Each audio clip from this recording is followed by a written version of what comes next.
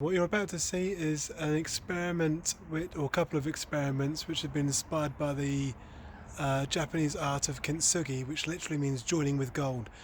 Oh, and I hope it's useful if you just want to fix your crazy paving. This was lifted by a large tree root, which you'll see shortly.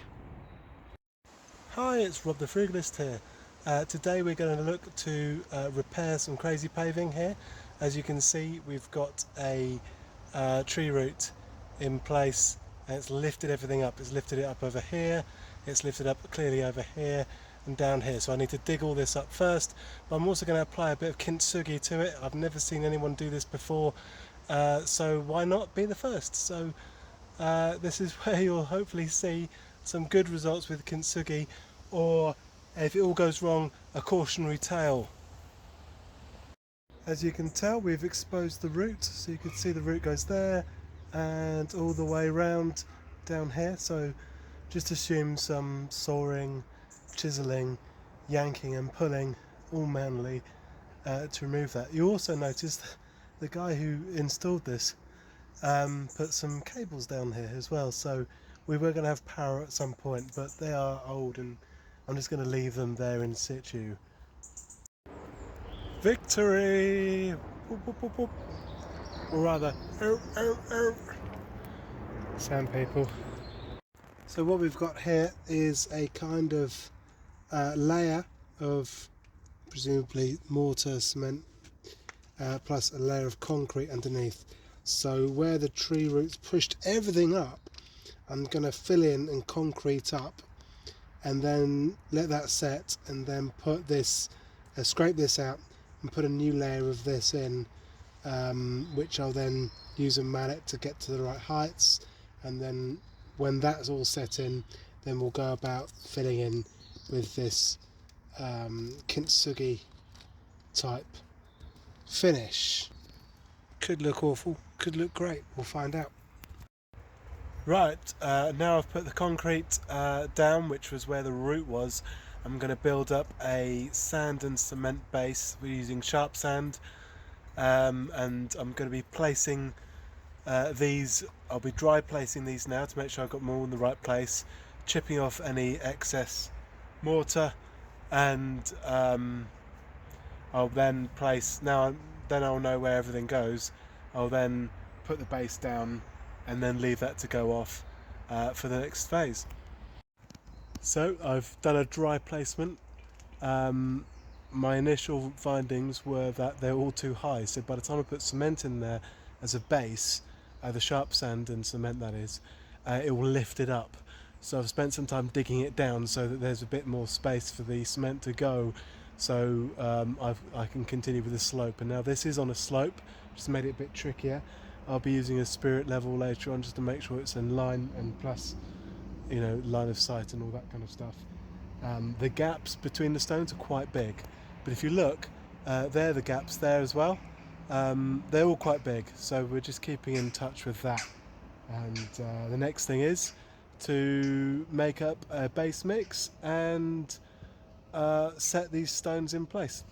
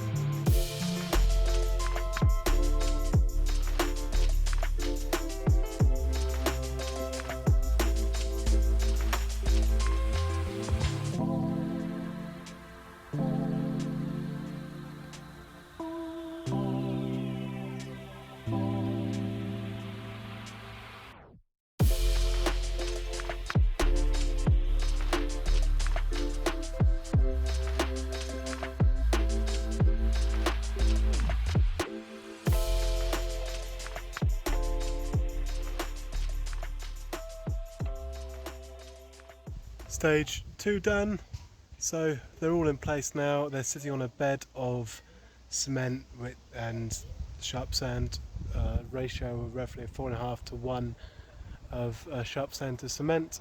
Whacked it many times with a hammer, a rubber mallet that was, to get it to the right size. Took 3 or 4 up again because I wasn't quite happy with the levelling. If you're not happy with the levelling, then do take it up, because else it's going to be fixed there and you're going to potentially trip over it. Managed to whack this finger here. Fortunately, not a blood blister or anything. And now I need to let that to go off and then make my magic mixture, which will be like Kintsugi, or at worst something slightly sparklier.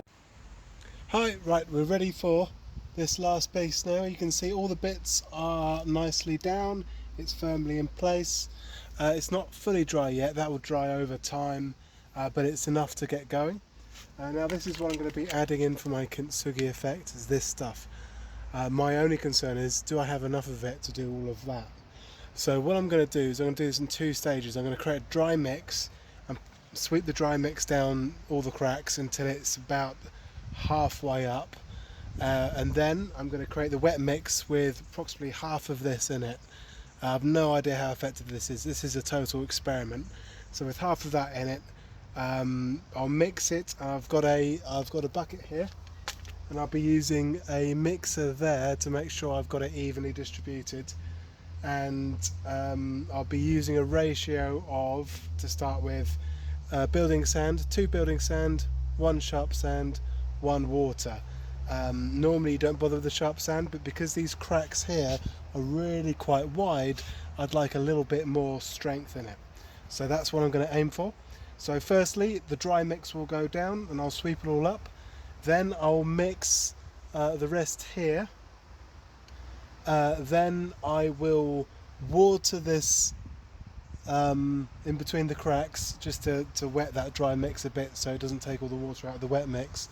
And then we'll look to finish off. And for that finishing off, I've got a sponge, I've got trowel, various trowels actually, to get that smooth finish at the end. After I've finished the smooth finish, leave it for about half an hour and then put lines through it, so it's similar to this kind of effect we have here.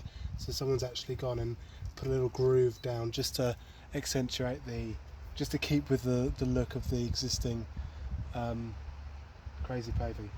So let's see how it gets on, and the rest I will do in the stop frame. I've got my little GoPro here, so you'll see it under hyperlapse, they call it, or time lapse. And if anything, if I discover anything, and I probably will, I'll explain midway through. Okay, let's go.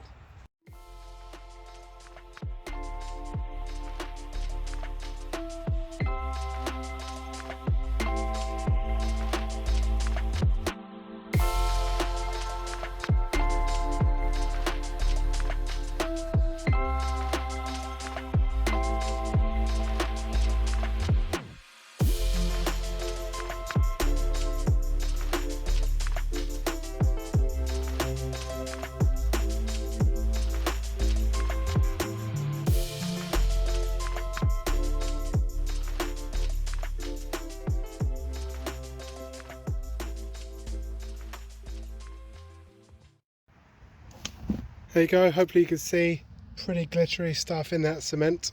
I've no idea what it will look like when it's been put into this area here.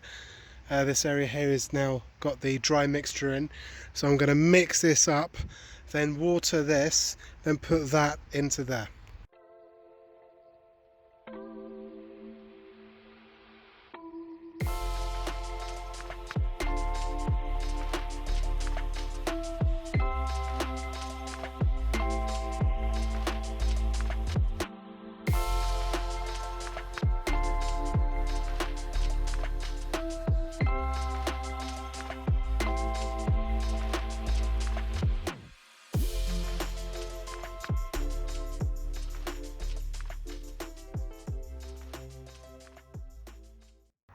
Okay, so we've done the basic grout. It looks a mess, it is a mess. I've run out of cement, or rather I misjudged it, so I've still got some golden glitter stuff, but I'm going to put that on the top and then work it in. So there's a whole load in there, but because I'm going to wait until I get it out to the top. I'm going to put a little bit on the top and then work it in from that side, so it's solid gold stuff in the middle. But yeah, I think I misjudged how much I'd need between the cracks, so be careful with that. Even though I filled it half up with a dry mix, I need to do a bit more. When I've done that, I'm going to tidy up with a sponge, so it won't look like this, it will look a lot nicer.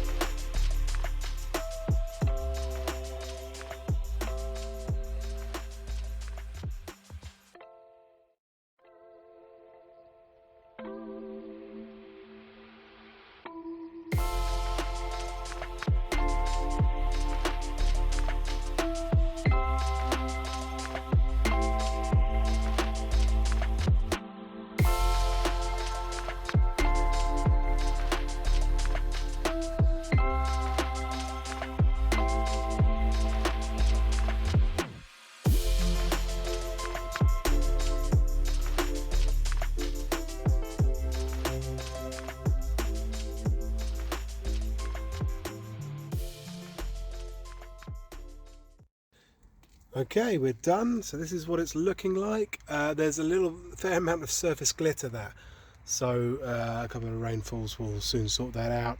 And I needed to put extra glitter on the top and then work it in from the top because I was running out of materials and I couldn't just keep putting glitter into stuff that was simply under the ground. So I've tried to put it on the top and work it down as well as it being in the middle.